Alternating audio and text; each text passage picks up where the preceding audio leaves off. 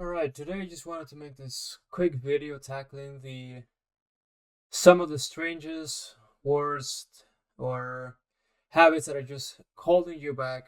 If you're new to chess, you're just starting out as a beginner, this is stuff that I see all the time, and hopefully this helps someone out. But without further ado, here we go. You see the strange symbols here. This is all gonna make a lot of sense very soon. So for the first one, we have neglecting the center, or not controlling the center and just playing on the sides instead. So the center in chess extends all the way from c3, f3, and then f6 and c6. That's the extended center, and then the actual classical center in the classical sense, it's e4, d4, and e5, d5. Why the center is important is because your pieces are actually, they have more scope in the center. If you put a knight on e4, for example, it has 8 moves, versus when it's on, for example, the a file, anywhere there, where it can have as few as 2 moves. So neglecting the center, we're gonna put it at, or rather controlling the center, it's brilliant. Next up, we have castling or not castling. So castling is brilliant. You're protecting your king, you're activating your rook.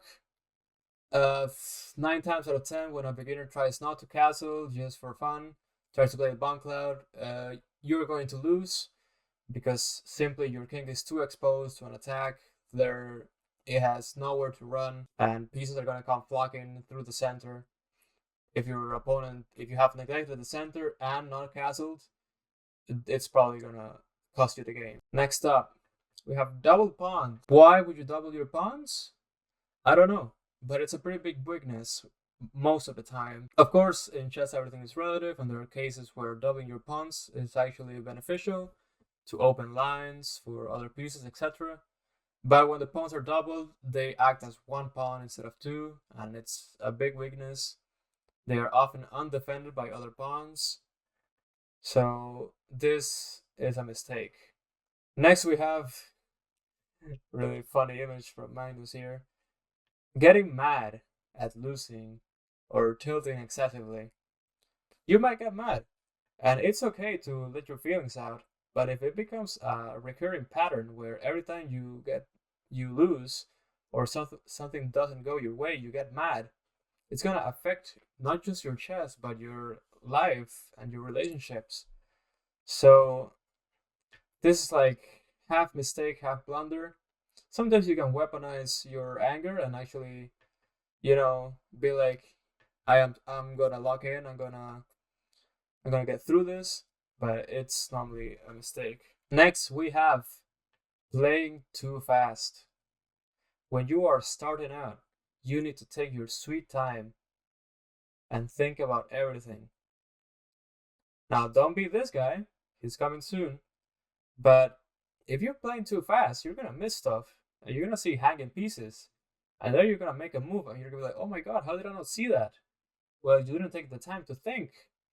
That's why you didn't see it. After you discover bullet, unfortunately, you're gonna find out that being fast can save your game, and in shorter time controls, being fast is sometimes better than being precise, because precision takes time.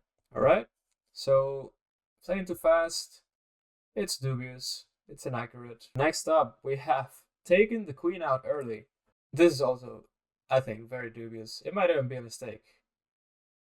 But you can sometimes justify it, because if you course correct in time, you can bring your queen back and you just lost a move and can do something else. But the queen is the most valuable piece that can be captured, except for the king, of course. And when you bring out the queen early and it's unprotected, or it's just like facing against pawns and minor pieces, you're gonna have to move your queen around a lot. And this goes to another point, that's playing the same piece twice. If your queen is threatened and you're just moving it around for not particularly good reason, you're losing time. You're losing valuable time in your game, what we call a tempo, and that could cost you the game. So get your pieces out first, and castle, control the center, get your minor pieces out, connect your rooks, and then you can start thinking about getting the queen out. All right. Next thing we have is making a random move instead of thinking. So besides playing too fast and you just play something random with no aim in your position, now you're just jeopardizing your whole strategy, right? Chess is not like a game of cards or some roulette where you just play a piece and something magical is going to happen. You 100% decide the outcome of the game by playing well or by playing not so well. So in chess, you have to look at checks, captures, attacks. Checks, captures, attacks. Those are the moves that are going to force the game into what you want it to be. That's what you need to look at first. You start by looking at that instead of looking at some random piece on the edge of the board that doesn't have anything to do with the position. So random piece, it's most likely going to be a blunder because you're going to miss something. And our next beginner mistake, trading every time you have the chance. Chess is not a market. You don't have to trade whenever. It's not forced. It's not like checkers where you have to capture. You can stay your blade. You can think about it. Take a step back and what are you getting from the trade? There's a difference between trading and just taking a piece. When you trade, you're trading a piece for a piece of similar value. So in this case, a bishop for a knight, a queen for a queen. And more unorthodox trades is like a queen for 2 rooks, a rook for a minor piece, a rook for 2 minor pieces, a minor piece for 3 pawns, etc. But you don't have to trade. It's not forced. All right. So next time you see a trade, you have to think, what am I getting out of this? So trading automatically, it's almost always a mistake. And last is playing too slow. I'm gonna put play too slow at interesting, but when you play chess and you play with a timer, time becomes a piece.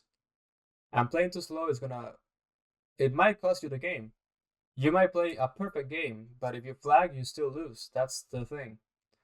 But I'd rather you play too slow than playing too fast. Because if you play too fast, you're just gonna play inaccurate, and your victories are going to be diminished because all you're doing is playing for the time, for the clock, as we say. All right? So take your time, look at the position. After you start getting into chess, you can look into playing faster time controls to improve your reflexes and your thinking speed. But you should always aim to play slower at the beginning. The slower you can, the better. I'm not saying you should play without a clock or with no time, but you should be taking your time. I see that there's nothing on great, so if I had to put something in great, maybe castling, because it's great, but it's not always the best, whereas taking the center is almost always the best. Actually, no. For today, there's nothing at the great level. So that was it for this video. It was very quick.